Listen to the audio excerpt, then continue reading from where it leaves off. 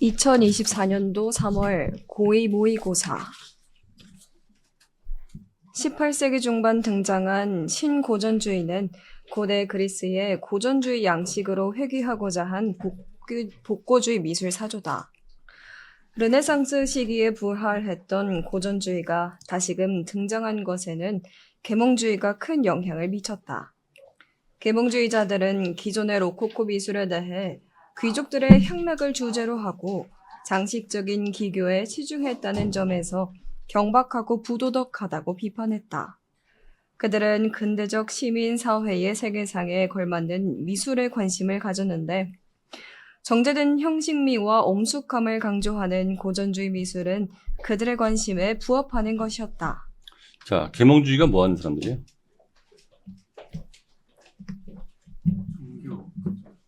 계몽주의가 뭐 하는 사람? 자, 내가 이렇게 쭉 던질 때는 있잖아요.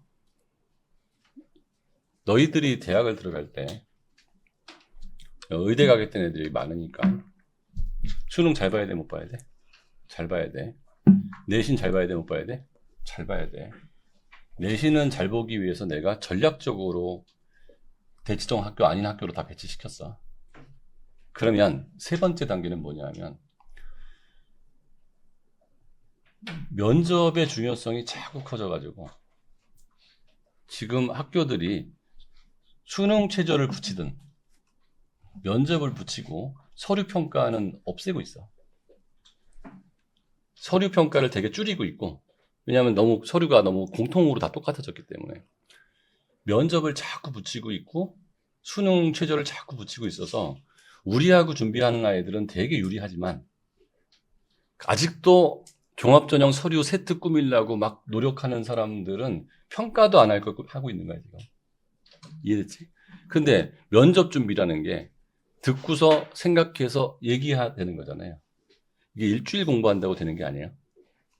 내가 수업 시간에 툭 던지면 그게 면접이야.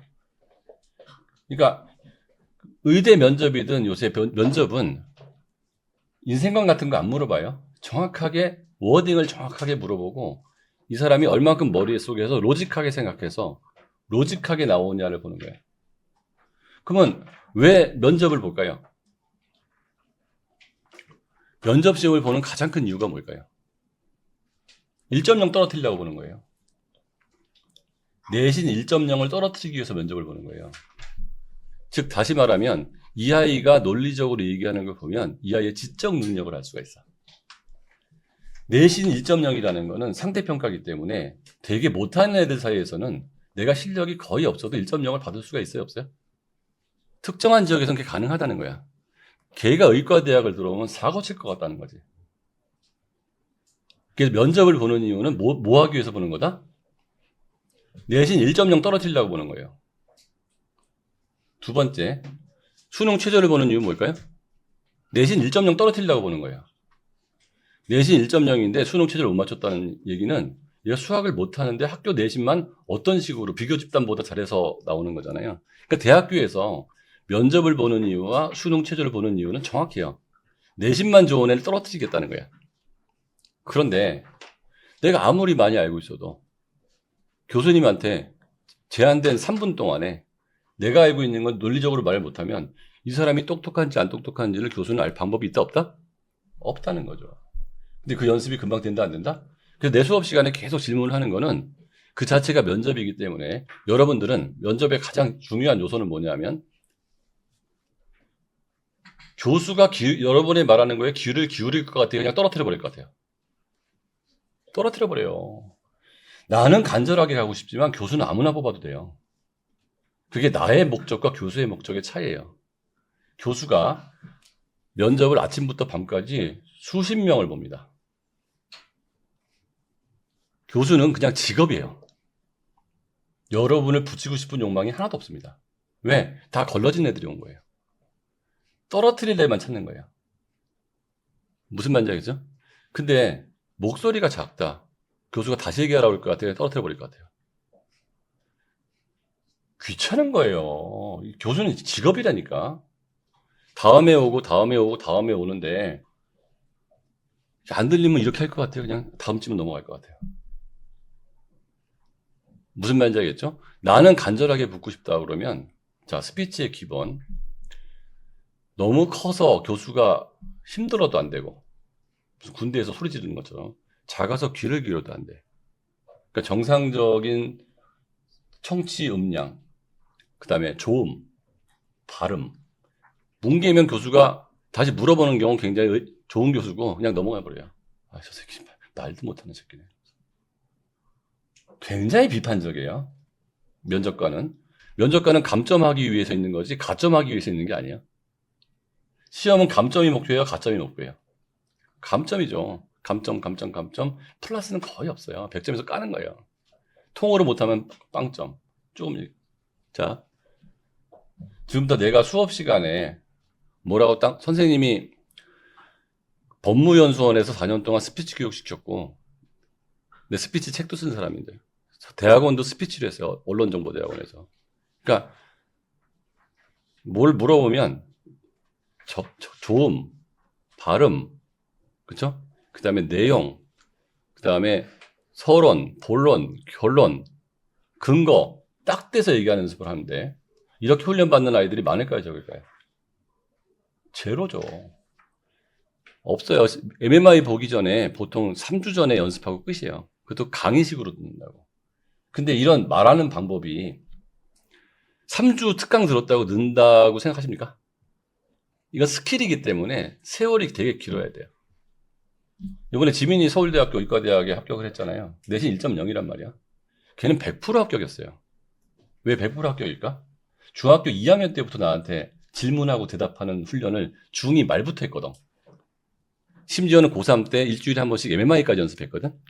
과연 1.0 중에서 그 훈련 받은 애가 대한민국에 지민이 말고 한 명이라도 있었을까요? 제로죠. 내신 1.0으로 깔끔해. 면접 훈련 받았어. 떨어질 수 있어요, 없어요? 못 떨어져요. 이 두 가지가 딱 붙어 있으면. 근데 1.0 숫자는 많아요, 적어요? 많다는 거죠. 나도 1.0 받을 수 있단 말이야. 근데 1.0이든 1.1이든 1.2든 의대 정원이 들었기 때문에 1.0 아니어도 이제 서울의대 붙어요. 내신이 1.0만 붙는 게 아니고 1.12까지도 1.2까지도 서울의대 1차를 통과한다고. 그러면 통과만 되면 딜리트해요. 만약에 통과만 되면 1.0이든 1.1이든 1.2든 다 딜리트 시켜버린다니까. 통과만 되면은 그때부터는 이 점수 차이는 의미가 없고 뭘 다시 뽑는 거야? 면접으로 뽑는 거야. 근데 이 훈련 받는 사람이 있다 없다? 없다니까요. 훈련 시킬 수 있는 사람도 없어요. 저는 아까 내가 했던 얘기, 팩트만 얘기하는 거예요. 면접 교육만 검사들하고 판사들을 가르친 사람이에요. 현직 검사 판사를. 법무연수원에서. 그러니까 정확하게 난 논리까지 어떻게 면접을 해야 되는지 정확히 아는 사람이고 책까지 쓴 사람이니까 내 말대로 하라고. 계몽주의가 뭐야?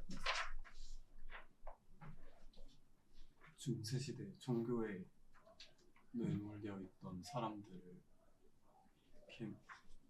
이성으로 계몽시키려는.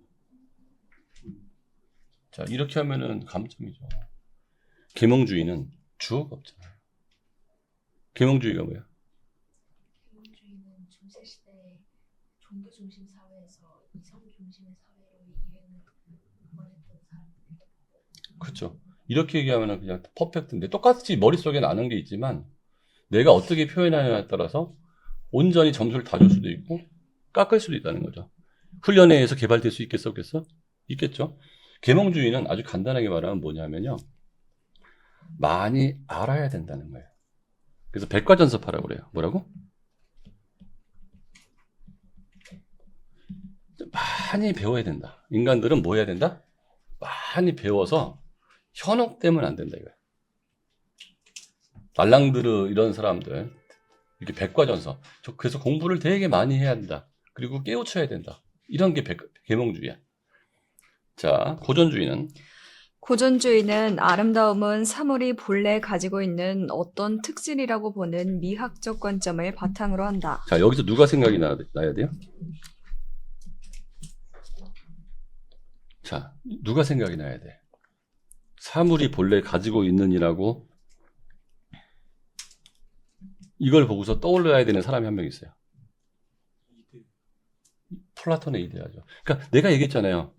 사물이 본래 가지고 있는 어떤 특질은 플라톤의 이데아를 연상하게 합니다. 라고 얘기해야지 교수가 너 누구냐 이대야. 불합격이죠. 그러니까 따로 면접 준비를 하지 마시고요. 나는 의대 가는데 여러분들 전국 수석으로 보내든 아니면 학종으로 보내든 교과 전형으로 보내든 수능으로든 난 다 방어 맞춰서 다 보낼 테니까 그저 내가 시킨 대로만 하시라고. 자, 누가 떠올라요? 그쵸. 이렇게 얘기해야죠. 왜? 어떤 면에서? 사물이 본래 갖고 있는 어떤 특질이라는 거죠. 본래 갖고 있다. 특질을 어떻게 하고 있다? 본래 갖고 있다. 보통은 특징은 선천적으로 갖고 있다. 원래 있었다. 는 게 있고 내가 훈련받았다. 도 있죠. 원래 있었다라는 거는 이데아에 있었던 거죠. 특징이 있는 거야. 그래서 이 관점에 따르면 아름다움이란 수학적으로 적절한 비례와 그것이 만들어내는 조화와 질서 등의 객관적인 형식적 특질이다. 자, 고전주의의 핵심은 뭐예요? 형식적 특질이다. 그런데 그게 주관적이다, 객관적이다? 객관적이다. 플라톤은 여기 나오네요. 그렇죠? 딱 플라톤 얘기 나오지. 플라톤은 아름다운 것 치고 비례를 갖추지 않은 것은 없다라고 말했는데 이러한 관점은 본질적으로 아름다운 사물이 존재한다는 생각을 내포한다. 본질적으로 아름다운 사물이 존재한다. 또한 고전주의 미술은 엄격한 비례, 즉 기하학적 조형성을 갖춘 사물은 그 자체로 감상자에게 감각적 즐거움을 준다고 보았다. 신고전주의 미술의 이론적 토대를 수립한 빈켈만은 고대 그리스 미술을 참된 예술의 전범으로 삼아 당대 미술이 고대 그리스 미술의 고귀한 단순성과 고요한 위대함을 모방해야 한다고 역설했다. 고귀한 단순성, 고요한 위대함. 고귀한 단순성이란 완벽한 비례에 따라 표현된 형태를, 고요한 위대함이란 격정 속에서도 내면의 평정을 잃지 않는 감정의 절제를 의미한다. 자, 감정의 절제. 그는 육체적 아름다움과 정신적 숭고함, 즉 형식과 내용이 완벽한 일치를 이루는 고대 그리스 미술의 보편적이고 이상적인 절대미가 구현되었다고 보았다. 구체적 아름다움은 형식이고 정신적 숭고함은 내용 이런 게 보였겠죠. 그게 일치를 이루는 고대 그리스 미술의 보편적, 이상적, 이데아라는 표현을 이렇게 쓴 거죠. 절대미. 다 이데아 얘기잖아요. 결과적으로 이 글은 플라톤의 얘기 영향을 받은 사람이라는 거죠. 플라톤이 언제예요? 그리스잖아요. 그리스는 무슨 시지? 고전. 결과적으로 르네상스는 그리스를 따라가자는 거고 다시 신고전주의도 역시 그리스를 따라가자는 거지. 그리스에 누굴 따라가자? 플라톤을 따라가자는 거죠. 신고전주의 화가들은. 신고전주의 화가들은 빈켈만의 미학을 이론적 토대로 하여 고전주의 미술의 규범을 준수했다. 이에 따라 신고전주의 미술은 부자국 없이 매끈하게 처리된 표면, 뚜렷한 윤곽선, 균형 잡힌 안정된 구도 등의 특징을 보이며 색채보다는 형태를 강조했다. 뭐보다 뭐? 색채보다는 형태. 핵심이겠죠. 이렇게 대비되는 글을 읽을 때는 비교형을 되게 중요시 여겨야 돼요. 나열식일 때는 비교형이 별로 안 중요하지만 이게 고전주의하고 낭만주의를 비교한다고 그러면 뭐보다는 하면은 그러니까 우리가 글을 읽을 때 전체적으로 읽을 때 포인트를 줘야 되는 글들이 있다고. 그렇죠? 서로 비교할 때는 이 비교형이 문제가 나올 가능성이 존재하는 거죠. 그래서 또한 신고전주의 화가들은 계몽주의의 영향을 받아 도덕적인 시민 양성에 필요한 사회적 교훈을 미술에 담고자 하였다. 이들은 고대 그리스의 신화와 역사 속 애국적 희생을 보여준 영웅의 이야기를 주된 주제로 삼았다. 사회적 교훈을 영웅의 이야기를 가지고 잡았다. 죽음을 불사하는 영웅의 표정은 작품에서 한결같이 침착하게 표현되었는데 이는 감정 표현을 절제함으로써 정신적 숭고함, 즉 도덕성을 드러내고자 했기 때문이다. 자, 낭만주의가 나오면 이제 고전주의하고 낭만주의하고 가장 큰 차이인데 그러니까 고전주의 하면은 뭐가 떠올라야 되죠? 형식, 절제. 음악에서도 고전주의 누구죠? 대표적인? 베토벤. 낭만주의 누구죠? 맨델스존. 그렇게 고전주의가라고 하면 정말 형식에 딱 맞춰가지고 수학처럼, 그렇죠? 낭만주의 하면은 보통 격정이에요. 감정, 감성 이게 막 표현되는 거예요. 낭만주의는 19세기 전반 등장한 낭만주의는 이상적인 형식미와 엄격한 도덕성을 추구했던 신고전주의 미술을 거부하고 개인의 상상력과 감정의 자유로운 표현을 중시한 미술 사조다. 자 거부했으니까 이게 또 비교형이죠. 여기서 그러니까 글 중에서 어디에다가 내가 초점을 딱 줘야 될지를 판단해야 되는 거야. 이 점은 내가 전체 글 중에서 포인트다. 그러니까 어떻게 이 긴 지문을 내가 다 머릿속에 집어넣겠어. 몇 군데 포인트 잡는 거지. 계속. 낭만주의는 헤르더가 상대주의적 관점에서 고대 그리스에 편향된 빈켈만의 예술관을 비판하면서 시작됐다. 자, 얘네들은 절대주의가 아니고 상대주의죠. 그러니까 절대적인 원칙이 있다 없다? 없다는 거죠. 위에 얘네들은 뭐라고 그랬어요? 위에? 객관적 이런 건 절대적인 거죠. 고전주의가 절대적인 기준이 있다면 얘네들은 절대적인 기준이라는 거는 존재하지 않는다. 상당히 아리스토텔레스인 거죠. 플라톤적인 게 아니고 아리스토텔레스적, 현실적이다 이거죠. 그래서 서양 철학은 두 가지를 판단하면 돼요. 아, 요 사람은 플라톤적, 요 사람은 아리스토텔레스적. 아리스토텔레스적은 약간 그때 달라요, 분위기. 플라톤적은 약간 칸트처럼, 데카르트처럼 확실한 게 있어. 이런 식으로 보는 거죠. 고유한 의미를 가지는. 헤르더는 각 객체란 고유한 의미를 지니는 독자적 존재로서 동등한 가치를 가진다고 보고 각각은 동등한 가치가 있다. 상대적인 거죠. 빈켈만이 고대 그리스 미술을 절대적이고 보편적 이상으로 여긴 것을 문제 삼았다. 또한 그는 변화와 시간의 흐름에 주목하여 자, 변화와 시간이라는 거니까 절대적인 건 없다는 얘기죠. 고대 그리스 미술의 시대를 초월하는 의미를 부여하고 그것을 모방해야 한다고 주장한 빈켈만의 예술관이 시대착오적이라고 비판했다. 개체성을 강조한 헤르더의 사상은 집단과 구분되는 개별자로서의 개인의 각성을 촉발했으며 자기 표현 수단으로서의 미술이 등장하는 계기가 되었다.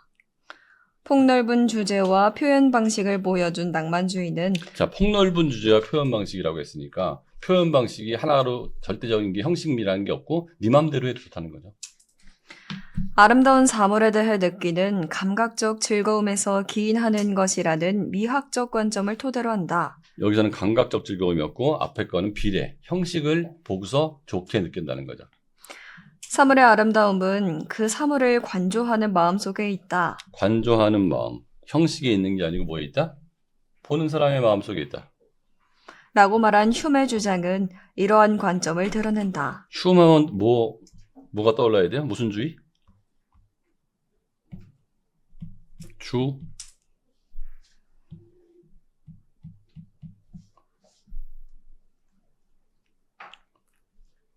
흉은 무슨 논자?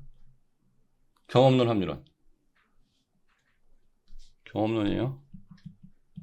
왜? 영국 사람이니까. 얘들 나중에 이제 내가 그 예부크에다가 세상에서 가장 쉬운 철학책 같은 거 올려놓을 거거든요. 철학자들의 글이 왜 어려웠냐면요. 그들만 쓰는 표현이 있어요.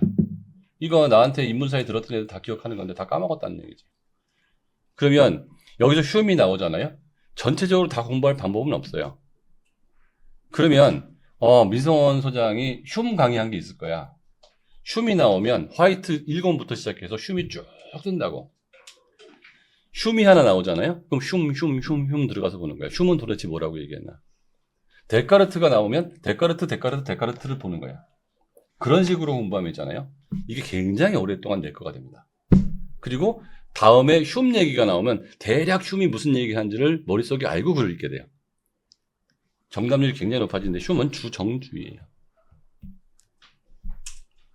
그러니까 어느 게 옳고 그른지에 대한 판단을 할 때 칸트 같은 경우에는 그냥 불문율이 있다는 거잖아요. 옳은 게 옳고 공리주의도 있고 공리주의는 최대다수의 최대 행복인데 어느 게 옳고 그른 걸 판단할 때 흉은 누군가가 누구를 딱 때리는 걸 보면 가슴이 찡하게 기분이 나쁘다는 거예요. 우리는 그런 가슴을 갖고 있다는 거예요. 그래서 그냥 안다는 거예요. 어느 게 옳은 행동인지 그런 행동인지 그냥 당모가지를 이렇게 비틀는 거 보면은 저건 하면 안 되는 행동이고 누가 누구를 도와주는 걸 보면 내 얼굴에 미소가 딱 뜬다는 거야. 마치 공자님의 인하고 비슷한 거예요. 사람이 그런 측은지심 같은 게 있어서 안 좋은 사람이 있으면 도와주고 싶은 마음이 들고 그걸 도와주는 걸 봤을 때 나도 모르게 흐뭇한 감정이 든다는 거예요. 내가 안 도와줘도. 그런 행동은 좋은 행동이라는 거예요. 여기서 보면 정주정주의라고 그랬죠? 보자. 정은 어디, 정은 어디에 있는 거죠? 마음에 있잖아요. 그러니까 흉이 그 사물을 관조하는 마음에 있다고 하면 흉의 주정주의를 알고 있으면 그치, 흉은 마음을 중요시 여겼어. 자, 모든 사물이 모든 사물이 그 자체로는 아름답지도 추하지도 않다는 미학적 관점을 바탕으로 낭만주의 미술에서는 불안, 공포와 같은 감정이나 악마, 유령처럼 비현실적이고 환상적인 존재 등 신고전주의가 관심을 보이지 않았던 영역으로 주제가 확장됐다. 또한 강렬한 채색, 거친 붓자국, 역동적인 구도 등의 특징을 보이며 감정 표현을 위해 형태보다 색채를 강조했다. 색채. 낭만주의는 개별성과 다양성을 꽃피운 미술 사조라고 할 수 있다. 색채에서 빛을 강조한 주의는 뭐죠? 인상주의죠. 미술사 같은 경우는 큰 흐름이 있어요. 큰 흐름이 있고 그다음에 포스트 모더니즘, 입체파 이런 식으로 나가게 되는데 그거는 단골 손님이에요. 왜냐하면 문제 내기가 쉽고 미술사 문제가 나오면 그거는 거의 맞추라고 내는 문제예요. 틀리라고 내는 문제는 아닌데 일사 문제는 속도와 정확성을 갖고 빨리 풀 수 있는 수준까지 가야 돼요. 그래서 만약에 여기 이런 식으로 미술사 관련된 문제가 나왔다 그러면 여러분은 어떻게 공부해야 돼요? 1권부터 7권까지 다 갖고 있잖아요. 그중에 미술사 관련된 부분만 몇 가지를, 그러니까 공부하는 방법입니다, 이게. 자, 요번 주 모의고사에서 미술사가 나왔어. 그러면 쭉 쉬운 미술사부터 시작해서, 낭만주의, 고전주의, 그 다음에 거기 입체파, 아니면, 인상주의, 그런 것들을 한번 쭉 보는 거예요, 이렇게. 그러면 머릿속에 한번 정리가 돼야 안 돼요? 그럼 파편화된 비문학이 이렇게 모이는 건데, 이런 식으로 공부를 하기 위해서는 전체적으로 어디에 뭐가 있는지를 파악을 하고 있어야 되는데 그렇게 한 다음에 내가 내 수업을 꼭 들으라는 얘기예요. 여러분의 푸는 걸로도 끝나지 말고 그냥 편하게 들으라고 이렇게. 너무 긴장하게 듣지 말고. 자, 문제는 볼 필요가 없어요. 쉽게 말하면 본문이 완벽하게 해석이 되면은 최근에 나오는 기조는 문제는 풀려요. 본문이 이해가 됐는데 문제를 못 풀었다고 얘기하는 사람이 있어요. 저는 뭐라고 하는지 아세요? 이딴에 이해한 거지. 정확히 이해했으면 무조건 풀리는 게 비문학이야. 왜 국어 선생님들이 문제를 못 푸는 줄 아세요? 요령으로 풀면은 이해가 안 돼요. 자, 지금 그러니까 국어 공부 비문학 하는 법 말씀드릴게요. 지금 여기 고전주의하고 낭만주의를 비교했죠? 글을 보지 않고 다시 재구성할 수 있어야 돼요. 여기 나온 글이 무슨 얘기인지를 그냥 똑같이 외우진 않더라도 고전주의는 이런 특성이 있고요.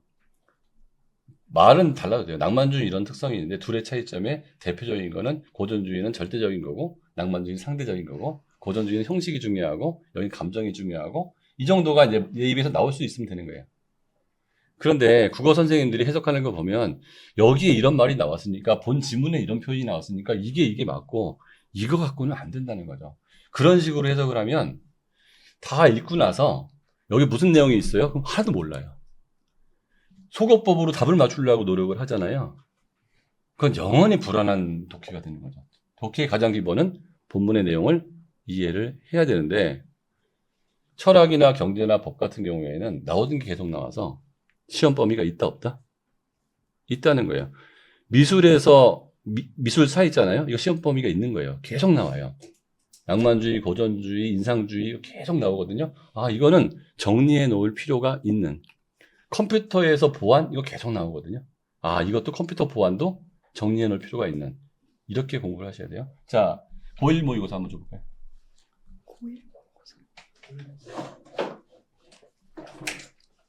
얘들 나눠줘서 보이고. 얘 이번에 시험 본 거예요?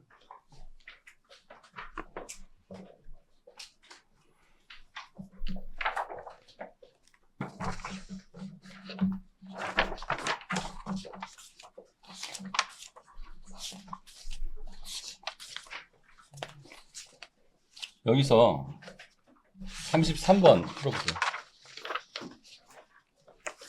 이거 수행 좀 응, 빨리 뽑아야 돼. 33번. 받은 사람 안 받았어.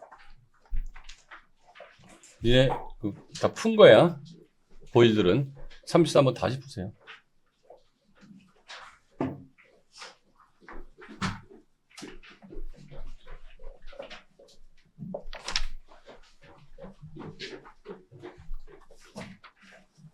자, 그러면 딴 것도 하나 주세요. 홉스 로크 루소 딴 것도. 아까 C반에서 줬던 거 다시 다 나눠주라고. 그 수특 먼저 줘도 돼요.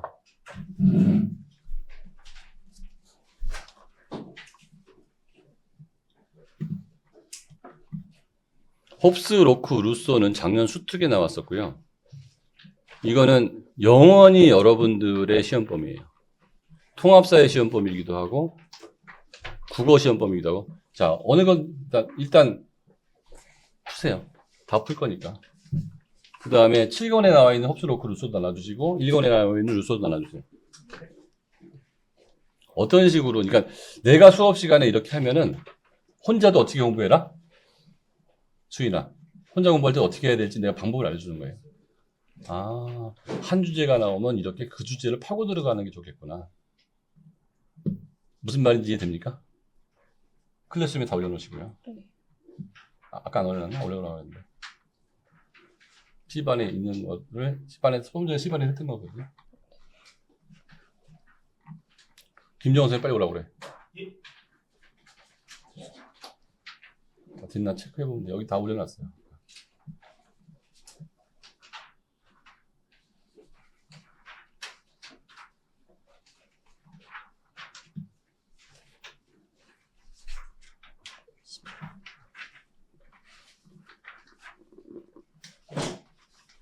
다 올려놓은 거잖아요. 네.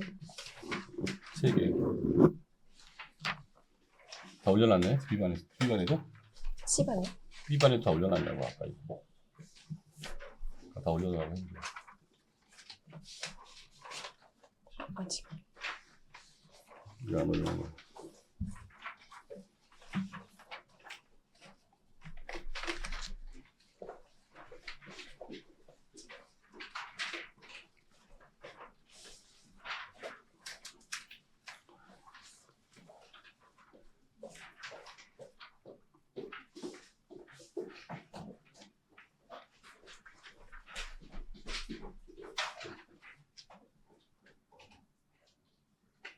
진짜 시험은 뭐 하나밖에 없죠? 수능 하나밖에 없어요. 나머지는 다 연습이에요. 모의고사를 맞았다고 좋아하는 바보들이 있어요. 물론 틀린 것보다 낫지만 내용까지 정확하게 파악하고 맞아요. 찍어서 맞은 거는 수능에서만 플러스예요. 이해 못하고 맞는 거 수능에선 플러스지만 모의고사는 그닥 큰 의미는 없어요. 우리는 모두 수능을 위해서 가는 겁니다. 맞추고 틀리고 중요한 게 아니고 홉스, 로크, 루소는 그 내용이 중요합니다.